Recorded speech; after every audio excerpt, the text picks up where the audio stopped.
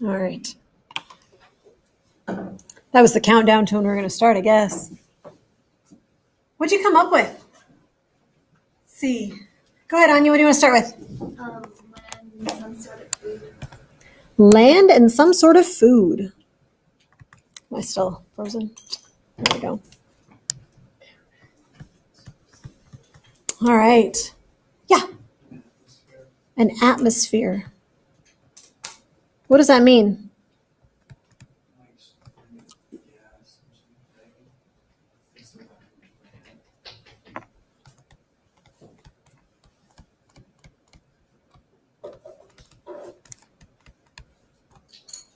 Gas surrounding the planet. Cool. All right. Yeah, go ahead. Gravity. Gravity. Why do you say gravity? Because there was no gravity when the life form would float out into space. That seems to make sense, right? If it says, what does a planet need to support life? If there's no gravity, then there's no life on the planet. There's life somewhere floating away, right? Sure. What else? Eric, what else did you guys say? Water. Water. Cool. Which tables have I not heard from yet? Ava, I don't think I've heard from your table. Can you add anything to that list? Or did you guys come up with other stuff? Oxygen, but I don't know. But you don't sound super confident, Nope. given that like a 50-50 or higher than that, or 50-50 is how you're feeling about that? Okay, cool. So if you haven't heard from your table yet, would you guys? Oh, and I asked Eric, but I would ask you too. Is like sun or like sunlight. Sunlight? What does sunlight provide us? Yeah. Absolutely. Connor's your hand up. Okay. I couldn't, you kind of look, you were doing other stuff. I wasn't sure. Yes. What you got? Hydrogen.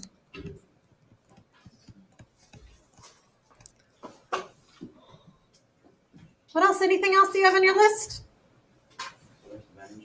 Some source of energy?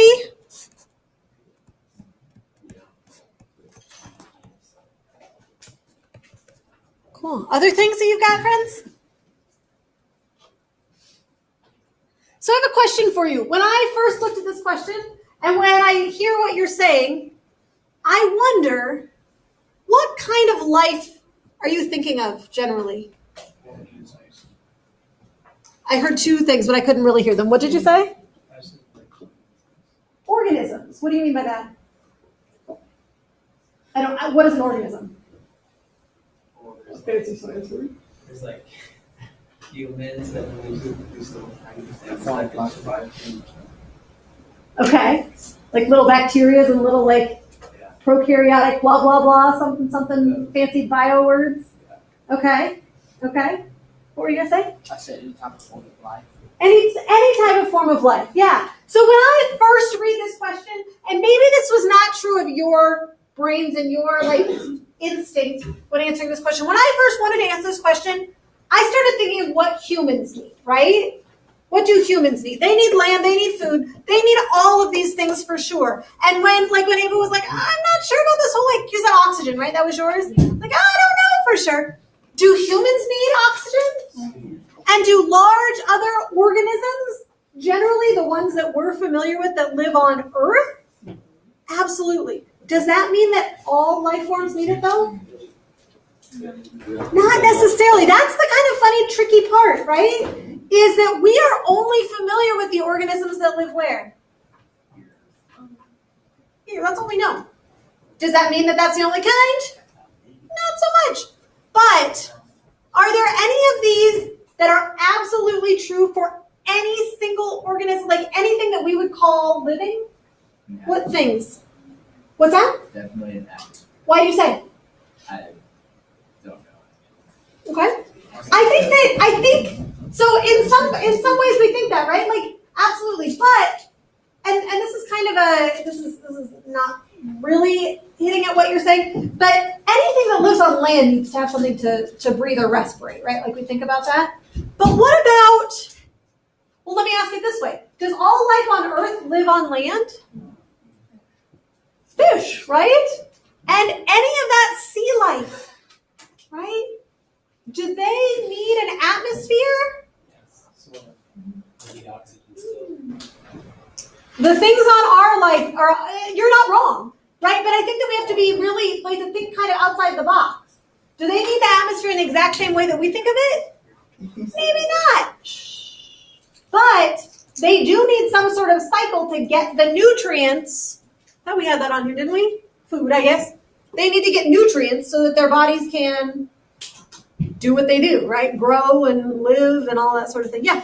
So they would need an atmosphere though, right? Because if they didn't have like an ozone layer or something, the water would start boiling. Right.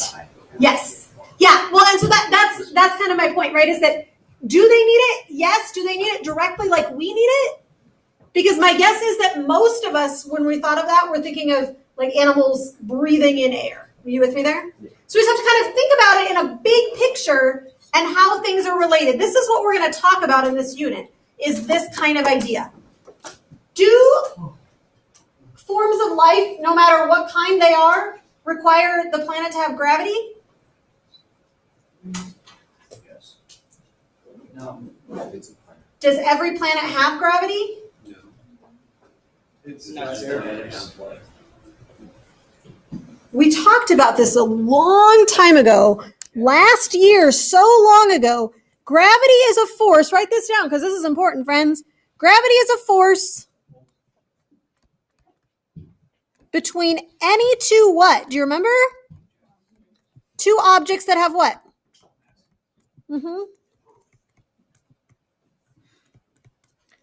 So I assume that the life we're talking about has mass, right? Because we haven't really figured out how they couldn't. Does a planet have mass? I would assume so, right? And by virtue of having mass, then it also has gravity, okay? So I would agree that gravity is pretty important, but I would also argue that any planet that has any mass also has a gravitational force between it and any life form that might exist. So this one's kind of a given. We got it. No problem. As long as you've got mass, you've got gravity, for sure. Do they need a sun or a star? What does the sun or star provide them? Energy, right? The sun or the star provides them that source of energy.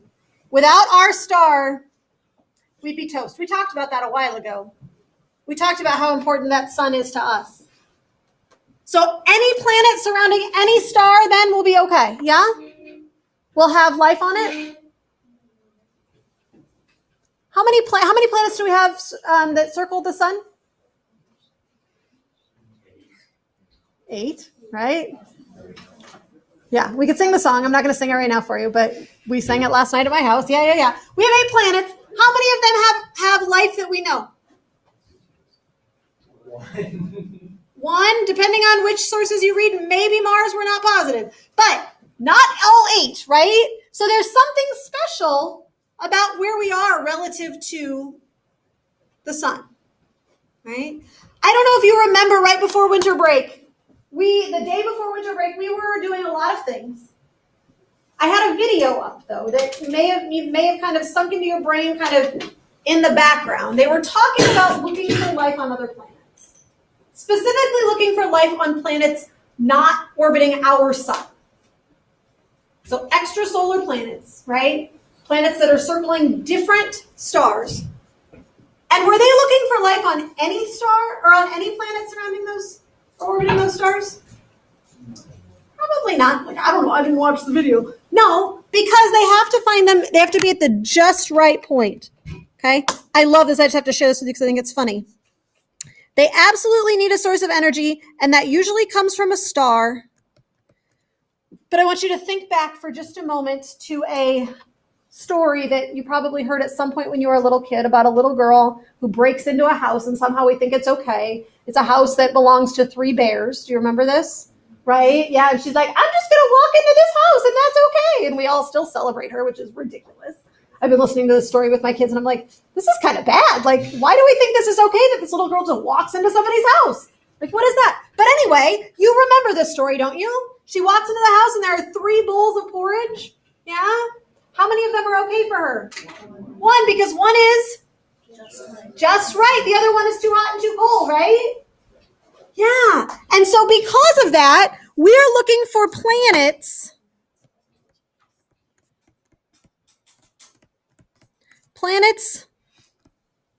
that might support life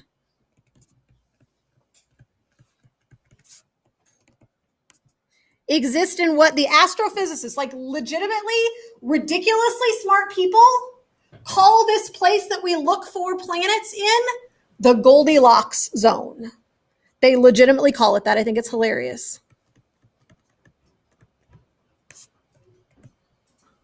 So like you're reading papers, right? Like really smart people write these papers to share with other people, and they talk about the Goldilocks zone. What do they mean by that? Has to be just right, right? It's not too hot, it's not too cold. Yeah. We haven't found life on any other planet, so we have to focus on our planet to figure out what sustains life here. So that's what we're going to do today, okay? We are going to start by looking literally at the systems that help us to sustain life, not just of us, I want to make that really clear, but of everything on the earth, everything that's living, okay? And we're going to do that by taking a look at our Earth systems. So I would like you to send the person who traveled the farthest in the last week. So not over olive break, in the last week. So after New Year's, who traveled the farthest? Send up and get 1 piece of green paper per person. Go ahead and do that. Just in the last week. If you traveled the first week, it does not count. Mixing it up today.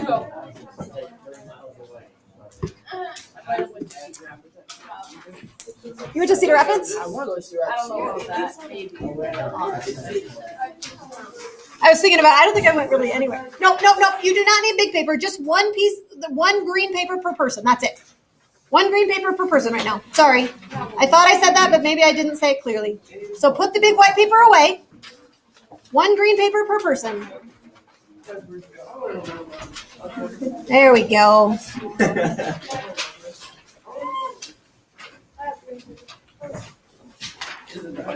All right.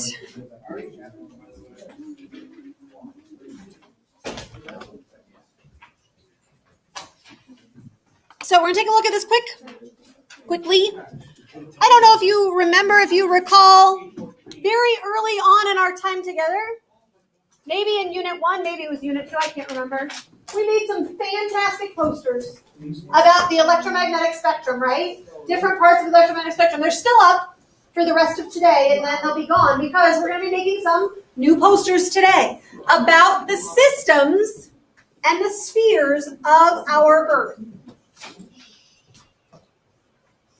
All of us interact with the Earth as a system on a daily basis. I would say on a minute-by-minute basis. What part of the Earth am I interacting with right now?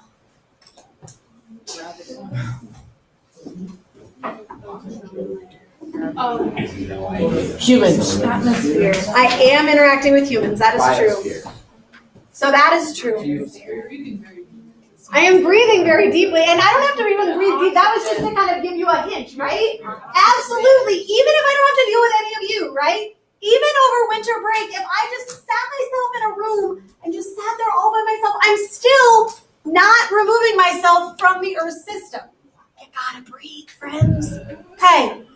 The Earth system can be divided into 4 main spheres. You've heard the word sphere before. You know what a sphere is, but I want to make sure that you're not misconstruing this.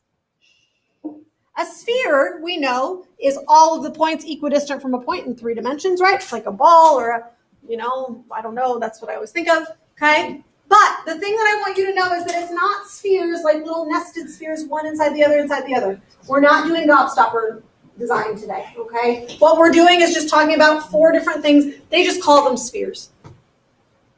You're going to explore one of these spheres today, and then we're going to talk about them more tomorrow. They are right here, the 4 of them. Atmosphere. You see it? Hydrosphere, biosphere, and geosphere. before we do anything else with your table mates, I want you to take 45 seconds and see if you can think about what those 4 spheres are about. Just a super fast definition. Go.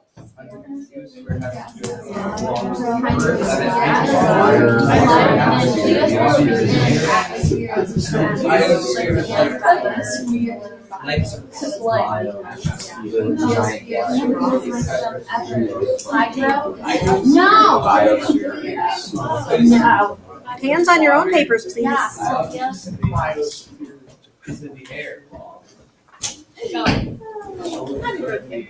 All right. So we are just using context clues, right? You're using what you know. Just really quickly. Constance, what did you say atmosphere was? The gases, right? The things around us that we're breathing. Hydrosphere. Ethan, what did you say that was? Like water. Water, right? Biosphere, Evan, what'd you say? Like life. Life. Geosphere. I don't know. Isaiah, what'd you say? Didn't say anything. Who wants to help him out? Go. Like rocks. Rocks, the earth, the stuff, right? Those are the 4. 1, 2, 3, 4. You're going to focus on one of those today. There are a couple of places to look. One is in the class textbook. There are textbooks over at the back. Pages 7 through 9 give you a nice little introduction to each of them. You only need to focus on one today, and I'll tell you which one in just a minute. In addition, there are video clips that you can get to through these links. So if you're in charge of geosphere or biosphere, you're going to use this link. With me here, you see how that works. Okay? And if you're in charge of hydrosphere or atmosphere, you're going to look at this one. Okay? That'll just give you a little bit of step in. When you're taking notes, when you're trying to get the information, do not fill that part in. You're going to flip over to the back of your paper, and you're going to fill in a description of the sphere that you're doing. So you'll pick whichever one it is. Okay? You'll need to decide on some sort of picture. And just like we did with the EM spectrum, you'll also need to come up with a slogan. Okay? So when I grade these, I'm going to be looking at this rubric. It's on the front. On the poster, when you have it, the title of your assigned sphere is included, well-positioned, and large enough to see across the classroom. So you're not just going to write it little, you're going to write it big. Okay? A slogan, everybody's favorite part, right? A slogan is included. It's innovative and suggests the importance or use of the sphere. I will tell you, because you're my second class, so I have the experience from my first class. The thing that you want to make sure of is that your slogan differentiates your sphere from the other spheres. So the slogan you can't use is, insert sphere here. We can't live without it, right? We can't live without any of those. So you need to tell me a little bit more, okay? So it should be like hydrosphere, blah, blah, blah, blah, blah. So that if I see that, I'm like, oh yeah, that one's about the what? Water. You with me there? Okay. So it needs to describe a little bit that sphere. You're going to have more of a description on your poster. And then you also need to have a picture. That picture was somewhere, isn't it?